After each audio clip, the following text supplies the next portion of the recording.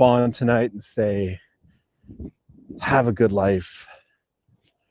Have love in your heart. May you have the strength to deal with the things you're dealing with.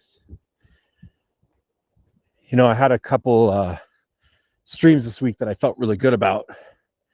And maybe that's why they say only to stream long ones once a week, twice a week maybe. But the purpose of coming on here is for accountability. It's for me to say, I've got love to give to the world. And I'm on my night walk right now. It's about 8:30 here in Vancouver. Blustery, is that the right word? Windy as fuck anyway. I don't know what the right word is. Blustery night. Hopefully the microphone I'm using tonight doesn't pick up all the wind. I know you can probably hear the cars going by, but I want to say you're doing great. Sometimes we have challenges, and sometimes there's things that really make it difficult for us to see the light at the end of the tunnel.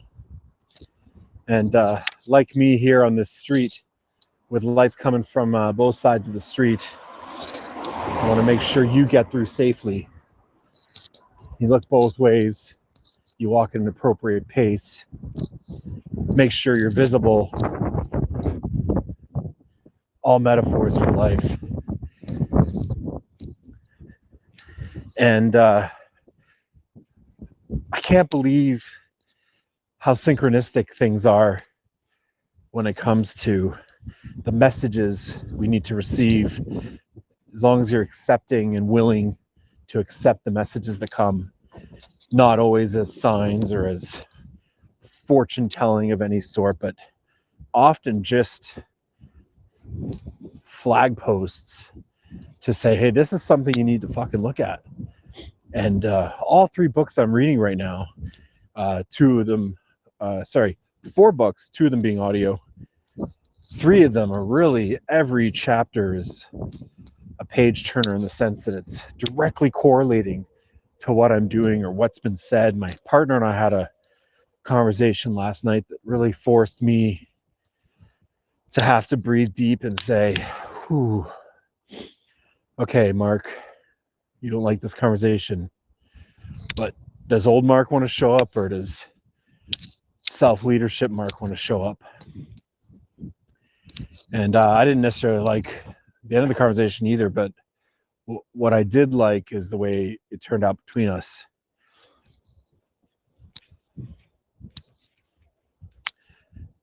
And that happened during our hangout time, which is great because that's connection time. We ended up watching a show anyhow, but everything got bumped back, so I ended up reading the book again late. I've already finished the book today, so I'm not going to do it again, but I seem to have that issue. But I was reading the book again after the conversation last night, and the commitment I came across was a direct open box for me to look right deep into. Big, huge, dark box with a shiny little light in the corner. It's so hard. When you see that light in the darkness, it's almost blinding, even though it's so small. And as I'm reading the book, I'm going, oh my goodness, as if like I knew this would probably come up as a commitment, this topic. I'm not feeling vulnerable enough to kind of like spill it all out right now. But when you get a box like that, I really urge you to take a look at that box, search for the flame, search for the light, and then nurture that light. You got to fan the flame. You got to feed it a little bit of fuel. Talked about this in the Spark broadcast I did. And then I was driving for a distance today, a couple hours, and I listened to the audiobook 4-Hour Work Week by Tim Ferriss. Some of you might know it. Some of you might be going, 4-Hour Work Week? Fuck, that sounds good. I'm pretty sure I read the book once before. I definitely read the 4-Hour Body because I was doing that regimen. And that's kind of what I'm doing actually for this challenge, not quite as strictly as the actual 4-Hour Body process, which is all around only eating slow carbs. And I was reading or listening to the audiobook for Our Body, 4-hour work week. Sorry, coming up to people here, so I'm just a little distracted. I'm going to cross the road and stand in the light over here. And as I was reading the 4-hour body or listening to the audiobook, the entire topic was about breaking out of the mold that keeps you from taking chances, specifically related to work. And that's unrelated to the commitment itself. So as I'm listening to it, I actually had a pretty good little cry on the drive. And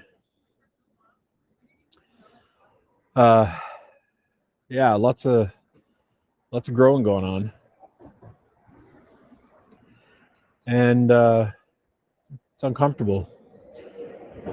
And even the show we watched had a quote in it. They have really great one-liners in the show, actually. Sometimes philosophical, sometimes just smart-ass. But it's about pushing. Your life doesn't really start till you start pushing your boundaries, start pushing your fears, start pushing your limits. That's when life really starts. And that's what this challenge is all about. That's what all these broadcasts are about. And I'm really proud of myself, actually, to be honest. I'm doing a lot of work. I've been doing a lot of work for the last 2 years, and I just want to keep being better, doing better. Shout out to whoever's watching. Thanks. You've been watching for a few minutes now. Thank you. Yeah, that's my thoughts tonight. I just want to say a special shout out tonight to a friend. And it's interesting what vulnerability can do. I met this person. We're Facebook friends. We've only ever seen each other once in our lives. And I'm pretty sure we only hung out for like a couple hours, maybe less. And I was probably wrecked. I'm not sure if he was or not. I don't know what our conversation was about, but I remember him resonating with me, and obviously I did as well because he's kept in touch. And he's just one of those really true people. So I want to show appreciation specifically for not just for being a good listener, but when one of the commitments is about has a large portion about showing appreciation, and it talks about specifics. And so I'm going to practice that right now. So I want to say thank you, Sakil. You saved my life metaphorically, anyway. And you did that not by only listening, by respectfully reflecting back to me how it is that I'm capable of dealing with what it was I was dealing with, and also giving me permission to deal with it the way I felt was right. And I